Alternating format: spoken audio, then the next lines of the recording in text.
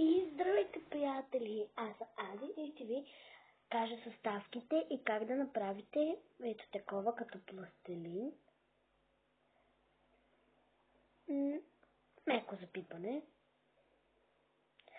Ще ви трябва купичка, малка, в която да разбърквате, шампуан или сапун, или царевично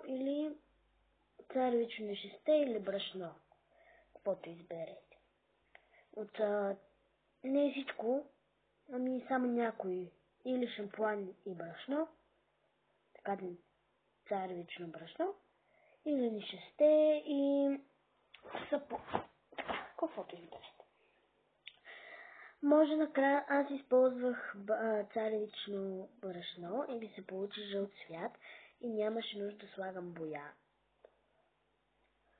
Но ако вие използвате нишесте, може да добавите цвят, но аз не съм го изпробвала. И накрая добавих блясък, златен, за да довършат. Вие можете да сложите каквото пожелаете като украса.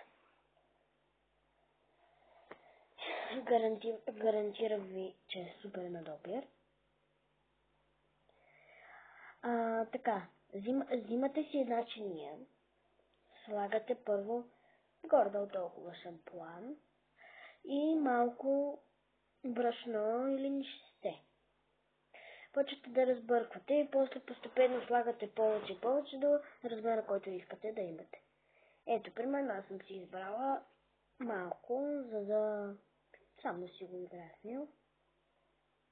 Но ви казвам, че според мен трябва да сте в кутийка или нещо такова, защото може да изсъхне или нещо такова. И пишете в коментарите дали искате да ви кажа съставките и да ви покажа как се прави желе. Да, желе. Пишете в коментарите и ако ви е харесало това видео, дайте палец нагоре. Довиждане!